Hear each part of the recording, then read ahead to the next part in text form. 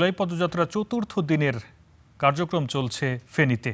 এনসিপির সেই কার্যক্রমের খবর জানাতে আমাদের সঙ্গে যোগ দিচ্ছেন সহকর্মী তানভীর চৌধুরী। তানভীর, ফেনীতে এনসিপির যে কার্যক্রম, সেই কার্যক্রমের এখন কোন পরিস্থিতিতে আছে? প্রশাসনের পক্ষ থেকে নিরাপত্তা নিশ্চয়ই জোরদার করা হয়েছে, এবং এনসিপির নেতারা যারা আছেন তারা কখন নাগাদ আসতে পারেন এবং কি কি দাবি জানাচ্ছেন আঞ্চলিক নেতারা, জানাবেন আমাদের।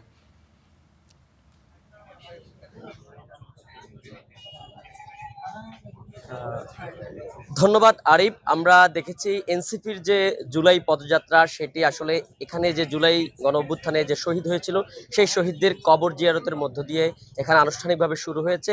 এনসিপির দক্ষিণাঞ্চলের মুখ্য সংগঠক হাসনাত আবদুল্লাহ আমরা দেখেছি আজকে এখানে যে জুলাই অভ্যুত্থানে যারা নিহত হয়েছিল তাদের কবর জিয়ারতের মধ্য দিয়ে আনুষ্ঠানিকভাবে এই পদযাত্রার উদ্বোধন করেছেন। এখানে ফেনীর যারা যে সমস্ত এনসিপি নেতারা আছে তারা উপস্থিত আছে। আমরা দেখেছি ফেনীতে বৈরী আবহাওয়াকে উপেক্ষা করেও ফেনীর আজকের এই যে এনসিপির যে জুলাই পদযাত্রা সেটিকে সফল করতে নেতাকর্মীরা এরই মধ্যে বিভিন্ন দিক থেকে এসে একত্রিত হয়েছে।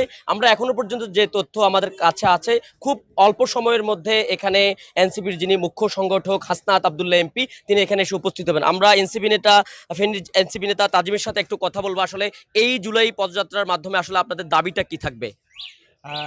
দেশ গড়তে জুলাই জাগরণ, যে জুলাই পদযাত্রা মূলত আমাদের এমপি প্রার্থীরা এবং জুলাই যে বিপ্লবী অগ্রনায়করা আছে তারা দেশের বিভিন্ন স্থানে যাচ্ছেন জুলাইকে আবার জাগ্রত করতে, এবং গণভোটের যে বাস্তবায়ন সেই বাস্তবায়নের দাবিতে এবং সীমান্ত সুরক্ষা সহ আরও বিভিন্ন দাবিতে তারা দেশের বিভিন্ন স্থানে যাচ্ছেন। আজ দক্ষিণাঞ্চলে ফেনী সোনাগাজীতে তাদের দক্ষিণাঞ্চলের কর্মসূচির সূচনা হবে।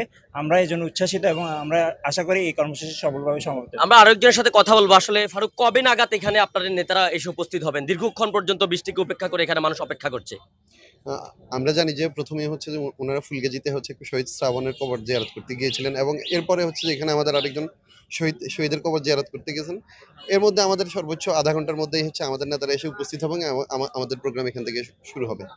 হ্যাঁ, আমরা কথা বলছিলাম ফেনী জেলার এনসিপি নেতাদের সাথে। তারা আমাদেরকে যেমনটা জানিয়েছে, খুব অল্প সময়ের মধ্যে আর এখানে যারা এনসিপি নেতা আছে আজকে এই যে জুলাই পদযাত্রা, এটি কিন্তু দক্ষিণাঞ্চলের যে তাদের যে আনুষ্ঠানিক যে কর্মসূচি সেই কর্মসূচির শুভ উদ্বোধন কিন্তু এখান থেকেই ফেনীর সোনাগাজী থেকেই আরম্ভ হবে। তো এই ছিল আসলে ফেনী থেকে আমার হাতে থাকা এনসিপির যে জুলাই পদযাত্রা তার সর্বশেষ খবর। ধন্যবাদ তানভীর। ফেনী থেকে যোগ দিয়েছিলেন সহকর্মী তানভীর চৌধুরী, জানাচ্ছিলেন জুলাই পদযাত্রার এনসিপির কার্যক্রমের সবশেষ।